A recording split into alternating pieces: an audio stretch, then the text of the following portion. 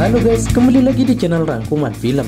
Pada kesempatan kali ini, saya akan bawakan sebuah alur cerita film menarik yang berjudul Triple X State of the Union. Film ini merupakan sequel kedua pada seri film Triple X. Bagi yang belum menonton seri pertamanya, silahkan cek di video terbaru saya atau bisa klik link yang ada di kolom komentar. Jadi pada seri kedua ini menceritakan tentang agen baru NSA bernama Darius Stone yang harus berjuang untuk menghentikan kudeta yang akan dilakukan oleh petinggi militer nakal. Bagaimanakah keseruan aksinya? Tanpa berlama-lama lagi, langsung saja kita simak alurnya.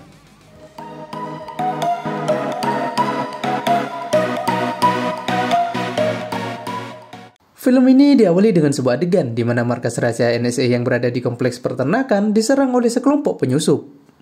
Penyusup tersebut memiliki senjata-senjata berteknologi canggih sehingga dapat dengan mudah melewati keamanan dan membunuh 16 agen NSA yang ada di dalam ruangan.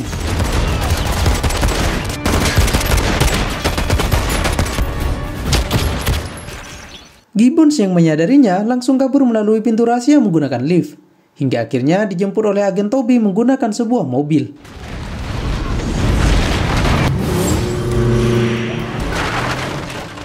Di dalam perjalanan, Gibbons memperlihatkan sebuah kamera yang digunakan oleh para musuh. Kamera tersebut memiliki teknologi yang sangat canggih melebihi teknologi milik NSA. Gibbons kemudian mengungkapkan jika dirinya membutuhkan agen Triple X yang baru, tentunya dengan pengalaman dan kemampuan yang lebih banyak. Orang yang dimaksud Gibbons adalah Darius Stone, teman lama Gibbons sekaligus mantan letnan yang saat ini sedang dipenjara. Scene kemudian berganti, di mana Decker menemui Presiden Amerika. Dia melaporkan bahwa markas NSA telah diserang dan telah menewaskan 16 agen. Dia kemudian menjelaskan jika dia dan timnya akan melakukan penyelidikan secara rahasia atas tragedi tersebut. Scene kemudian berganti, di mana Gibbons menyambangi Darius di dalam penjara. Dia kemudian meminta Darius untuk membantunya menyelesaikan kasus kali ini, karena dia yakin pelakunya melibatkan petinggi militer dalam pemerintahan. Awalnya Darius menolaknya, namun Gibbons kemudian mengatakan bahwa nyawa Darius pun juga dalam bahaya jika terus berada dalam sel penjara. Karena tak ada pilihan lain, Darius pun mengiyakan tawaran Gibbons. I like what you did with your face. Okay, wrap it up. Keesokan harinya, Darius mulai melancarkan aksinya. Dia menghajar para petugas yang menjaganya dan kabur melalui atap.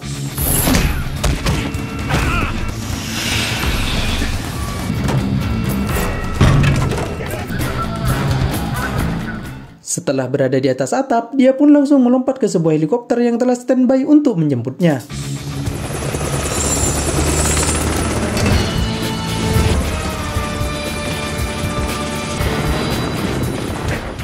Pesawat tersebut ternyata dibawa oleh Gibbons. Dia kemudian membawa Darius pergi makan di sebuah restoran. Setelah beberapa saat mengobrol, Gibbons berpamitan untuk kembali ke persembunyian rahasianya. Namun Darius kemudian mengatakan bahwa dirinya tahu di mana tempat bersembunyi paling aman. Dia kemudian membawa Gibbons ke tempat temannya yang bernama Lola. Namun sesampainya di lokasi, Darius tidak bertemu dengan Lola. Salah satu orang yang berada di sana kemudian mengatakan bahwa Lola kini telah tinggal di kota. Berbekal alamat yang diberikan, akhirnya Darius pun berhasil menemukan Lola. Dia kemudian meminta bantuan kepada Lola untuk diberikan tempat bersembunyi. Sebagai gantinya, dia berjanji akan memberikan sebuah mobil antik.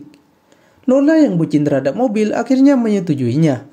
Di dalam tempat persembunyian, Gibbons meminta Darius untuk mengambil sebuah harddisk di markas rahasia NSA yang pernah diserang. Sementara Gibbons sendiri akan pergi ke rumahnya untuk mengambil beberapa berkas penting. Keesokan harinya, misi pun dilakukan. Darius yang telah sampai di markas NSA mengecoh para penjaga dengan meledakkan sebuah mobil. Dan benar saja, Agent Kell dan para penjaga yang kaget langsung mengecek lokasi ledakan. Di sisi lain, Darius yang melihat adanya peluang langsung masuk ke dalam markas NSA dan mengambil harddisk yang diminta oleh Gibbons. Di tempat lain, Agent Kell pun menyadari jika ledakan tersebut hanyalah sebuah pengalihan. Dia kemudian bergegas kembali ke dalam markas NSA. Namun sayang, Darius sudah berhasil mengambil harddisknya dan bergegas kabur.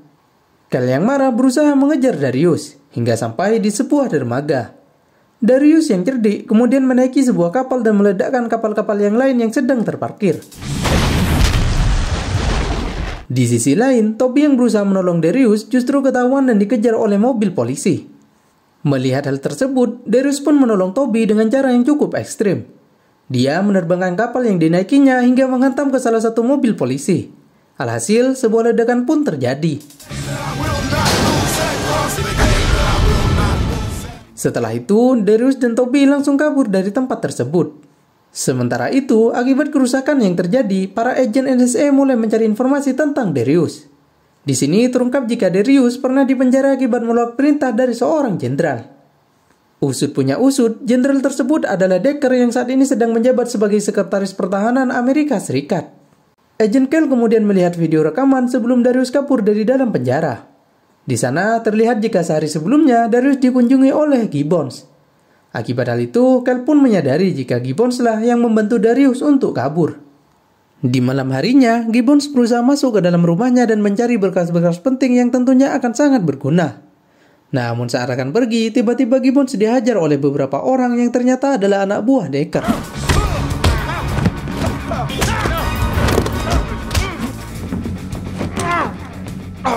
I'm disappointed, Augie. Good soldier with a bad attitude. Decker kemudian memerintahkan anak buahnya untuk membuat sebuah rekayasa agar Gibbons terlihat seperti sedang meninggal akibat sebuah kecelakaan. Keesokan harinya, Darius, Lola, dan Toby mendengar tentang berita kematian Gibbons. Namun mereka bertiga yakin jika kematian Gibbons bukanlah disebabkan oleh kecelakaan.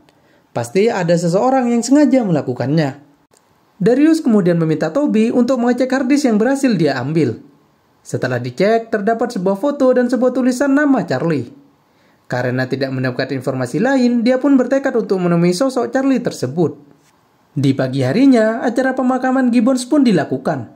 Dari kejauhan, Darius melihat sosok Charlie dan Decker yang juga hadir dalam acara pemakaman tersebut.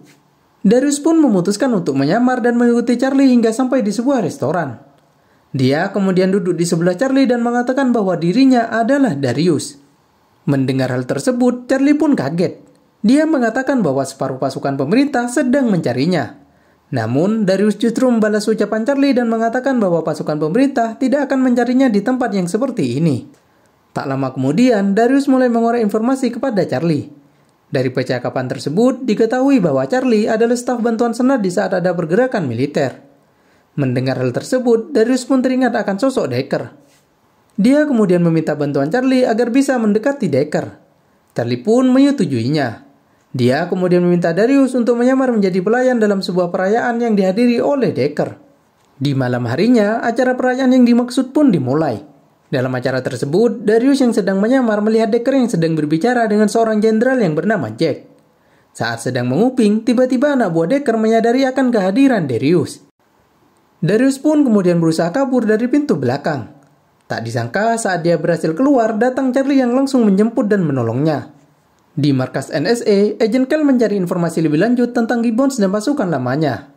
Di sana terungkap jika sebagian pasukan Gibbons masih bertugas, sementara sebagian lainnya telah menghilang secara misterius. Dan anehnya, sebagian yang menghilang tersebut adalah orang-orang yang mendukung Darius di masa lalu untuk menentang perintah Decker. Scene kemudian berganti ke tempat lain, di mana Charlie membawa Darius kabur ke rumahnya. Saat selesai mandi, Darius tidak menemukan keberadaan Charlie di dalam rumah tersebut. Di sisi lain, dia melihat sebuah pistol yang tergeletak di lantai. Dia pun kemudian mengambil pistol tersebut. Namun tak lama kemudian, dia melihat mayat sang jenderal yang sebelumnya berbicara dengan Decker. Darius pun langsung menyadari jika ini adalah sebuah jebakan yang direncanakan oleh Charlie. Dan benar saja, tak bersenang lama datang segerombolan mobil polisi yang langsung mengepung tempat tersebut. Di luar gedung, Kel meminta izin kepada pimpinan polisi untuk masuk ke dalam rumah dan berbicara empat mata dengan Darius. Sang pemimpin pun mengizinkannya. Di dalam, Kel menanyakan apakah Darius membunuh sang jenderal. Namun Darius mengatakan bahwa semua ini adalah jebakan yang dilakukan oleh Decker. Bahkan, saat Darius sedang menguping pembicaraan sang jenderal dengan Decker, ada seseorang yang dengan sengaja memfoto dirinya. Dia pun kemudian bersumpah bahwa dirinya tidak membunuh Jenderal Jack. Mendengar penjelasan Darius yang masuk akal, Kel pun mempercayainya, dan kemudian mengatakan akan membantu Darius. Sementara itu dari luar, para polisi mulai masuk ke dalam gedung untuk menangkap Darius. Namun, Darius berhasil menghajar salah satu polisi dan mengambil pakaiannya. Dengan menyamar menggunakan baju polisi, akhirnya dia berhasil kabur dari tempat tersebut. Sesampainya di persembunyian, Darius, Toby, dan Lola menyaksikan sebuah berita yang menuduh Darius telah melakukan pembunuhan. Fitnah tersebut tentu membuat Darius sangat marah. Dia kemudian meminta Toby untuk meretas situs pertahanan Amerika. Awalnya Toby menolaknya, karena merasa dia tidak mampu melakukannya. Namun setelah beberapa kali mencoba, akhirnya Toby pun berhasil. Dari hasil retasan tersebut, dia mendapatkan info bahwa Decker dan pasukannya akan pergi menuju sebuah kapal. Darius pun memutuskan untuk pergi ke kapal yang dimaksud. Di sana, Darius menyamar dan mengamati kondisi sekitar. Dia kemudian melihat Charlie dan kemudian mencoba mengikutinya. Ternyata Charlie masuk ke sebuah ruangan tahanan. Di sana terdapat Gibbons dan beberapa anak buah lamanya yang dikurung di dalam jeruji besi. Hal ini membuktikan bahwa pembunuhan Gibbons merupakan rekayasa yang dilakukan oleh Decker. Darius pun menodong Charlie dan memintanya untuk membebaskan mereka semua. Namun saat Darius lengah, Charlie menekan alarm yang mengakibatkan anak buah Decker langsung berdatangan. Darius pun berusaha kabur. Di dalam pelariannya, dia melihat sebuah tank. Tanpa basa-basi, dia menggunakan tank tersebut untuk menghadapi pasukan Decker.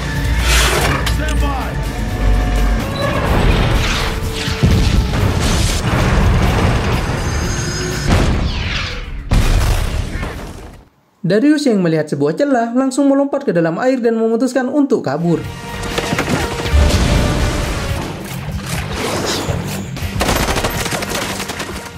Keesokan harinya di Gedung Putih, Presiden mengatakan kepada Decker bahwa malam ini dia akan mengadakan kongres dan membutuhkan bantuan pengawalan. Di sisi lain, Kel yang sedang berlatih tinju ditelepon oleh Darius. Darius kemudian meminta Kel pergi ke dalam mobil seorang diri. Dan tentu Kel pun melakukannya. Sesampainya di dalam mobil, Darius memberikan sebuah peta rute serangan yang berhasil didapatkannya saat menyusup ke kapal Decker. Dia meyakini jika Decker memiliki sebuah rencana besar untuk melakukan konspirasi. Darius kemudian melanjutkan bahwa kapal milik Decker tersebut dilengkapi persenjataan Perang Dunia ke-6 dan terdapat beberapa orang tahanan yang salah satunya adalah Gibbons. Kel yang mendengarnya pun langsung terkejut. Namun karena bukti yang diberikan Darius belum cukup, dia belum dapat mempercayai hal tersebut seutuhnya. Setelah pertemuan tersebut, Kel pergi ke markas NSA. Setelah melakukan pencarian, dia menemukan fakta bahwa di dalam kapal milik Decker terdapat senjata-senjata Perang Dunia ke-6. Dia pun menyadari jika perkataan Darius adalah benar adanya. Saat sedang fokus mengamati, tiba-tiba telah berdiri Decker di belakangnya. Decker kemudian menanyakan tentang perkembangan kasus Gibbons. Kel pun menjawab bahwa dirinya masih terus melakukan investigasi. Mendengar hal tersebut, Decker pun langsung pergi. Selang beberapa saat kemudian, Kel pun pergi menemui Darius. Dia yang telah percaya dengan omongan Darius kemudian menunjukkan sebuah peta. Peta tersebut berisi tentang anggota-anggota Kongres yang mayoritas adalah petinggi pemerintah. Dia melanjutkan bahwa jika para petinggi tersebut meninggal, maka secara otomatis orang yang akan menjadi presiden pengganti adalah Decker. Mereka berdua pun menyusun rencana untuk menghentikan Decker. Namun karena kekurangan anggota, Darius mengajak Kel menemui teman lamanya. Setelah bertemu, mereka langsung melakukan negosiasi. Di sini, teman Darius bersedia membantu mereka dengan syarat teman-temannya yang dihukum secara tidak adil segera dibebaskan. Mendengar hal tersebut, Kel pun menyetujuinya, dan persiapan penyerangan pun dilakukan. Keesokan harinya, Darius menemui Toby untuk meminta beberapa senjata. Toby pun mengatakan bahwa terdapat sebuah truk yang sedang melakukan pengantaran senjata. Dia kemudian mengatakan rencananya untuk membajak truk tersebut. Dan benar saja, setelah dilakukan pembajakan, terdapat banyak sekali senjata di dalam truk tersebut. God bless America. So what you think, D-Train? Di tempat lain, Decker pergi menemui Gibbons. Di sana, terungkap alasan Decker tidak membunuh Gibbons ialah untuk dijadikan kambing hitam saat pembantaian petinggi pemerintah nanti malam. Di malam harinya, Darius dan yang lainnya menyusun rencana untuk menghentikan Decker. Dan tak lama kemudian, mereka pun langsung berangkat. Sementara itu di Gedung Putih, acara kongres pun dimulai. Sang presiden tampak mulai melakukan pidatonya. Di luar, rombongan Darius menerobos masuk melewati penjagaan yang dilakukan oleh beberapa tentara.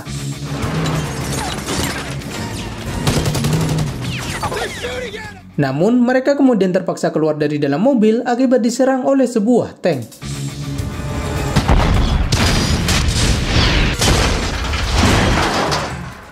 Tak kehabisan akal, Darius pun mendekati tank tersebut dan membajaknya. Dia kemudian menggunakan tank tersebut untuk mendekati tempat kongres.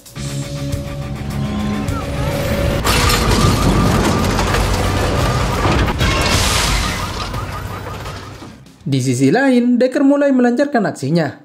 Dia membawa presiden dan beberapa petinggi lainnya ke sebuah ruangan. Dan tak berselang lama, terjadilah pembantaian hingga hanya menyisakan sang presiden saja.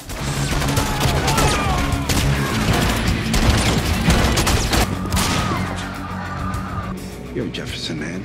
Are you doing this? Sang presiden pun kaget dan tak menyangka akan pengkhianatan Deckard tersebut. Saat Deckard mulai jumawa dengan rencananya, tiba-tiba anak buah Darius menyerang gedung tersebut menggunakan tank.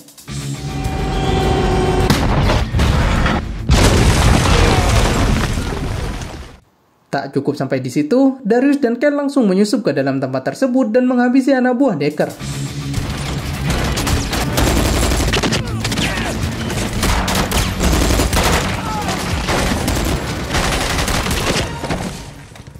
Mereka juga berhasil membunuh Charlie yang sedang membawa Gibbons dan tawanan lainnya untuk dijadikan kambing hitam. Di tempat lain, Deckard yang mengetahui anak buahnya telah dilumpuhkan berusaha kabur dari tempat tersebut dengan menggunakan sebuah kereta cepat.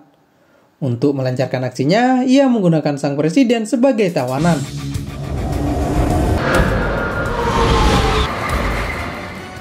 Beruntung, Lola datang tepat waktu dengan sebuah mobil cepat hasil modifikasinya. Darius pun langsung menggunakan mobil tersebut untuk mengejar Deckard. Dengan kecepatan tinggi, Darius akhirnya mampu menyusul Deckard dan masuk melewati belakang kereta.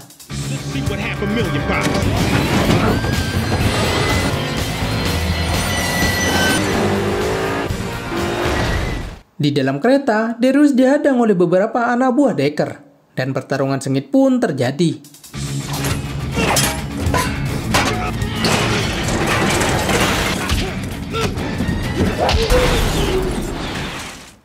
Darius akhirnya berhasil mengalahkan para penjaga. Deckard yang mengetahuinya mengancam Darius dengan menggunakan sang presiden sebagai sandera. Beruntung, Kel yang menyusul berhasil mengecoh Deckard, hingga akhirnya Darius mampu memanfaatkan hal tersebut untuk menghajar Deckard dan menyelamatkan sang presiden. Sang presiden pun akhirnya berhasil diselamatkan menggunakan sebuah helikopter. Di sisi lain, Darius yang hampir tertembak memutuskan untuk melompat ke dalam sungai. Di udara, Gibbons yang melihat hanya terdapat Deckard di dalam kereta memutuskan untuk menghancurkan kereta tersebut menggunakan roket. Dan Deckard pun akhirnya meninggal bersamaan dengan meledaknya sang kereta. Wars come and go. Keesokan harinya, sang presiden melakukan konferensi pers dan memberikan medali kehormatan kepada Kel. Sementara itu, Darius tampak tidak mengikuti acara tersebut dan memilih di rumah bersama Lola. Dia kemudian memberikan kecupan hangat kepada Lola dan berpamitan untuk pergi berpetualang.